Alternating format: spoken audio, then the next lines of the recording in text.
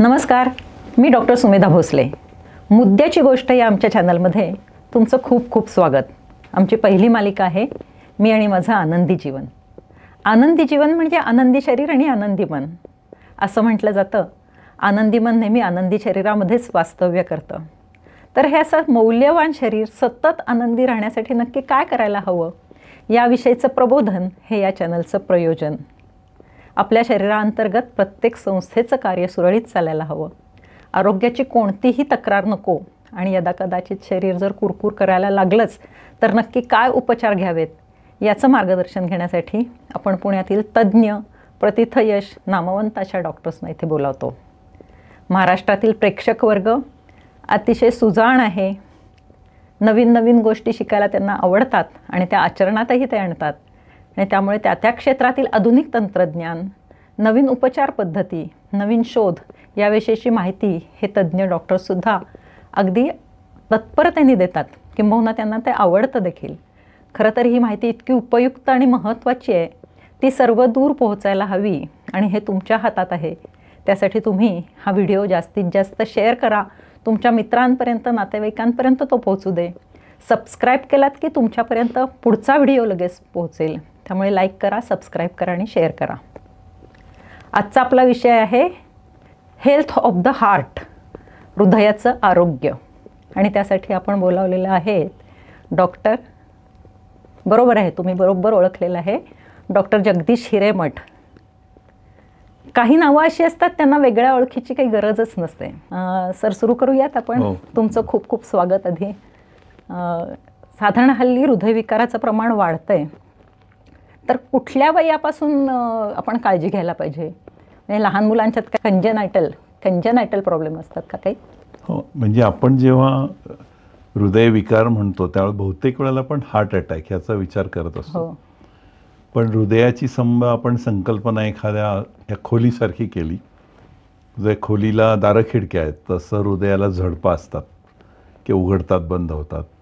या खोलीला एक भिंती आहेत तसं हृदयाला पण स्नायू मायोकार्डियमच्या भिंती असतात ज्या पंप करतात त्यांनी. या खोलीला एक प्लंबिंग सिस्टीम आहे तसं हृदयाच्या करोनरी आर्टरीज आहेत आणि त्याला इलेक्ट्रिकल सिस्टीम पण आहे. म्हणजे पूर्ण एक डिझाईन झालेलं ते खोलीसारखं आहे, पण ते सजीव आहे आणि ते सारखं कंटिन्युअसली हालचाल करत असतं. तर मग या प्रत्येक सिस्टीममध्ये बिघाड होऊ शकतो की बाय बर्थ निसर्गाची मिस्टेक म्हणून एखादा होल हार्टमध्ये असू शकतं किंवा एखादं हार्ट एकदम स्लो चालतं जेव्हा त्याची इलेक्ट्रिकल सिस्टीम फेल होते, किंवा अर्थातच हार्ट अटॅक येतो किंवा रक्तवाहिनीमध्ये अडथळा निर्माण होतो.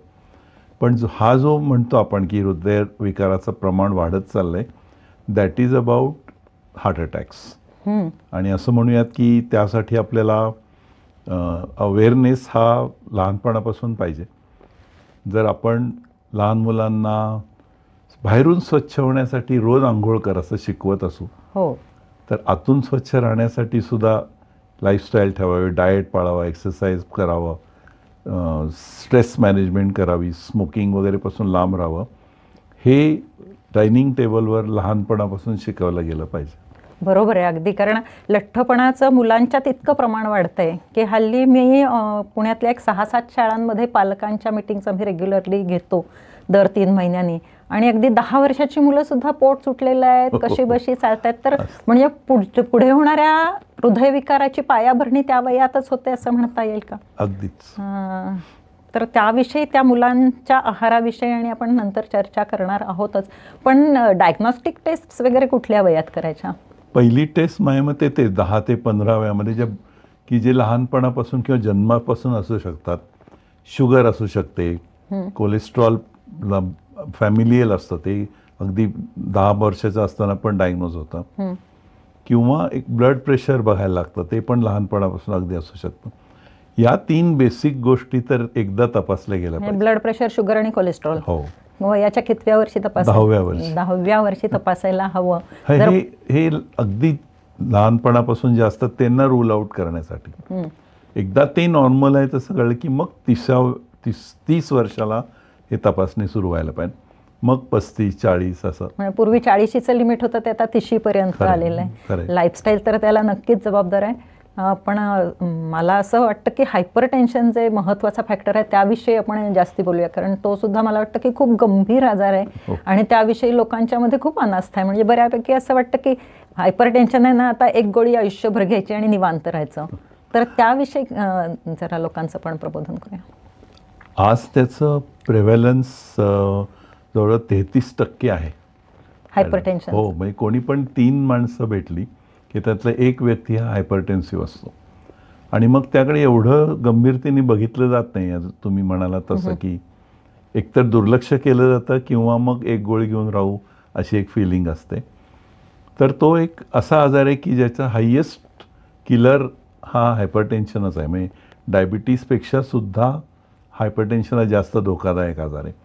इवन डायबिटीजमध्ये सुद्धा हायपरटेन्शनमुळे जास्त प्रॉब्लेम्स होत असतात. बरं. त्यामुळे त्याच्याकडे तसं वेगळ्यापर्यंत बघायला पाहिजे. म्हणून मग पहिलं मी म्हणलं 10 वर्षाचं असताना ब्लड प्रेशर तपासलं जावं आणि मग मेली 5 वर्ष 20 वर्ष असं तपासत गेलं पाहिजे. आणि 120-80 हीच रेंज धरायला पाहिजे. कितीही वयाचा माणूस असला तरी त्याचं नॉर्मल ब्लड प्रेशर हे 120-80च असतं. म्हणजे ते पूर्वी 40 नंतर ±10 चालेल तर तसं ते गेलं खूप उशीर, त्याला खूप जुनं झालं ते. त्यामुळे आपले सर्व अवयव जे आहेत ते 120-80ला डिझाईन्ड आहेत.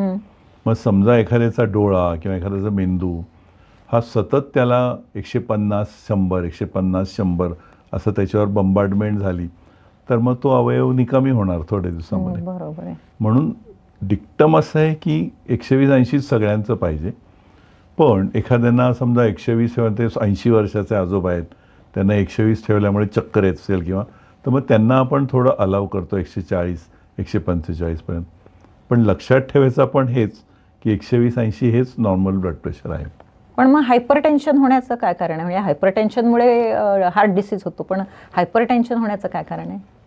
चष्मा लागण्याचं काय कारण आहे असं आपण विचारलं तर त्याला काय सांगता येईल असं आहे. किंवा डायबिटीस होतो त्याला असं कारण खरंच माहिती नाही.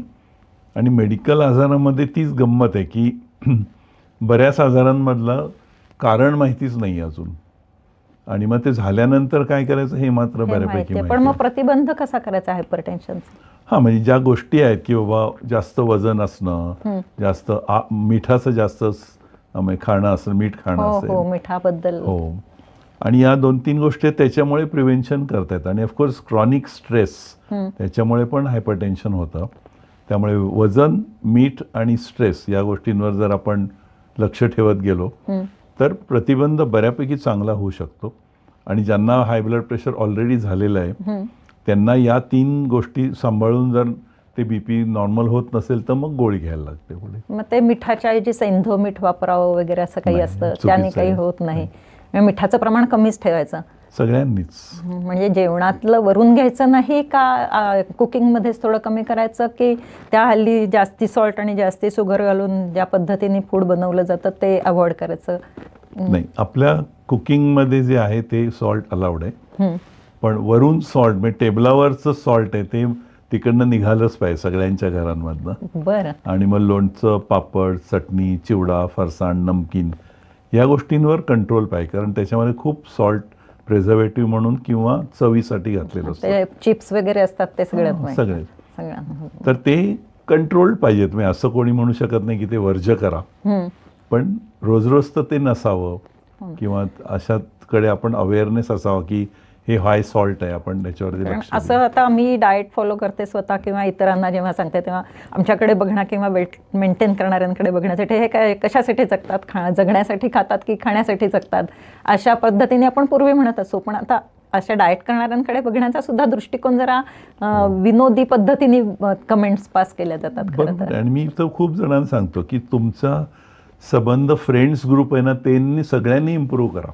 हो ना. मग एखादाच माणूस पाळायला लागला आणि तर बाकीचे लोक म्हणतात अरे काय वेडायस का अमुक तो म्हणून त्याला बाद ठरवतात. तसं न करता सगळ्यांनी असं म्हणायला पाहिजे की बाबा आपली शारीरिक स्वास्थ्य हे टॉप रेंजला ठेवू आपण. टॉप ऑफ द प्रायोरिटीज शारीरिक स्वास्थ्य. त्यासाठी काय जे करायचं ते सगळं करूयात आपण एकत्र मिळून, म्हणजे एकमेकांना सहाय्य करून. मग त्यामध्ये हे येतंच control of salt, control of sugar, वजन कंट्रोल न ठेवणं वगैरे. म्हणजे डाएट करणाऱ्यांची चेष्टा करायची नाहीये. डाएट न करणारे हे चेष्टा करण्यासाठी पात्र आहेत किंवा अनारोग्यासाठी they are prone to heart disease आणि हायपरटेन्शन. आपण दिवसातून 3दा खातो असं धरलं तर म्हणजे एका महिन्यातून 100 वेळा खातो. तर 100रातल्या 80 वेळा तुम्ही शरीरासाठी खा, चांगल्या स्वास्थ्यासाठी खा, आणि मग कदाचित 20 टाइम्स तुमचा इंडल्ज टाईम, चीट टाईम असू शकतो. तुम्हाला जर काही आजार आहे तर मग तुम्ही 90:10 रेशो ठेवू शकता. पण असं ठेवलं तर तुम्हाला दोन्ही गोष्टी मिळतात. म्हणजे तुम्हाला आनंदही मिळतो, जो तुम्ही एक्सपेक्टेड आनंद मिळतो, आणि तुमचं स्वास्थ्यही बरकरार राहतं. आणि खरं तर हे चुकीचे पदार्थ खाण्याची टेंडन्सी ही हल्लीच या 20-25 वर्षात वाढली आहे. आम्ही लहान असताना अशा प्रकारचे पदार्थ फक्त सणावारांनाच केले जायचे. पण असं हल्ली आम्ही लहान असताना हे वाक्यच बाद झालंय सध्या, ते आवडतच नाही, आवडत नाही कोणाला. आणि आपल्यालाही असं वाटतं की आता आपण खूप मोठे झालेलो आहोत. हायपर टेन्शनच्या प्रिव्हेन्शनसाठी हा जो आहार आहे. पण मी असं कुठे वाचनात आलं होतं की diabetes, hyper tension, obesity, hyperthyroidism हे सगळे जे डिसीजेस आहेत ते म्हणजे इन्फ्लमेटरी डिसऑर्डर्स आहेत, काहीतरी एंडोथेलियमच्या इन्फ्लमेशनमुळे होणारे वगैरे. तर ते इन्फ्लमेशन कशामुळे होतं?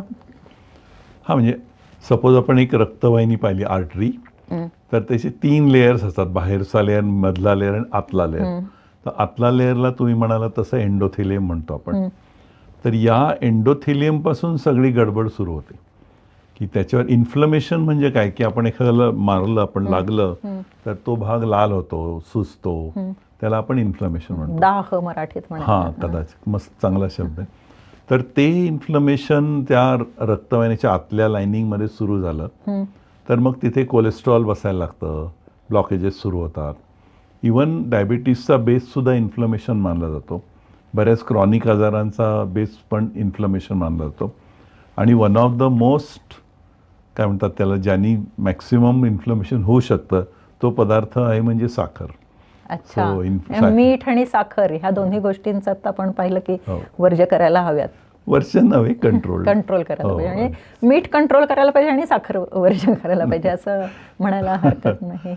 अशा विविध मल्टीफॅसेटेड डॉक्टरांनी आपल्याला हे सांगितलंय. त्यामुळे आपण नक्की त्यांना यश देऊया आणि हा चॅनल सबस्क्राईब करा, शेअर करा आणि लाईक करा. धन्यवाद.